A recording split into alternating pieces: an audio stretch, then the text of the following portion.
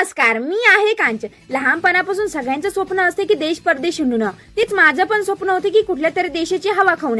आता हवा खाण्यासाठी दोन गोष्टी लागतात, एक पैसा आणि मोठी गोष्टची परमिशन. आता परमिशन तर भेटली, पण पैशाच्या उलाढालीचं काय? सध्या मीच कंगाल बँकेची मॅनेजर असल्यामुळे पैशाची काय उलाढाल झाली नाही. म्हणून आपल्याला आता कमी बजेटमध्ये चार्जेस करावे लागेल. मग आपल्या श्रामपूर पासून जवळ असलेलं आणि माझ्या आवडीचं शहर म्हणजे पुणे. थोडा शोध केल्यानंतर पुणेमध्ये युरोपची डुप्लिकेट कॉफी भेटली. मग काय आपल्या श्रामपूर मधून पुण्याची बस पकडली आणि निघाले आपल्या परदेशच्या दिशेने. आपल्या कर्वेनगरच्या मैत्रिणीची ते मुक्काम पोस्ट करून सकाळ सकाळी चहाचे धोंग घोट मारून जेसीबी डंपरचे दर्शन घेऊन निघाले आपल्या डेस्टिनेशनच्या दिशेने. शेवटी आलोच आपल्या स्ट्रीट ऑफ युरोपला. कोण म्हणतं की तुम्ही जास्त पैसे घालूनच मजा करू शकता, कमी पण बजेट मध्ये चालतं. आतमध्ये फुल युरोपची वाईफ सारखे ब्रिज, बलून्स, माझ्या डोक्यात अजूनपर्यंत न पडलेले लाईटचे बल्ब, ते पण रंगीबेरंगी. आणि मी अशी की कोणीतरी एक कप भरजरी पाणी दिलं, मी त्यात उडी खाऊन समुद्रातल्या माशासारखी मजा करेल. आता हिंडू मला लागली होती. मग काय तिथल्याच कॅफे मधला नाश्ता हृदय दगड ठेवून ऑर्डर केला. जेव्हा मिसळचा एक घास तोंडात जातो ना, फुल काना नाकातून आगेचा धूर सुटतो. नुसतं मिरचीचं पाणी करून टाकलं होतं. आता एवढं घेतलं तर खावाच लागेल. तो लाल मसाला खाऊन मी जाती माई घ्यायला.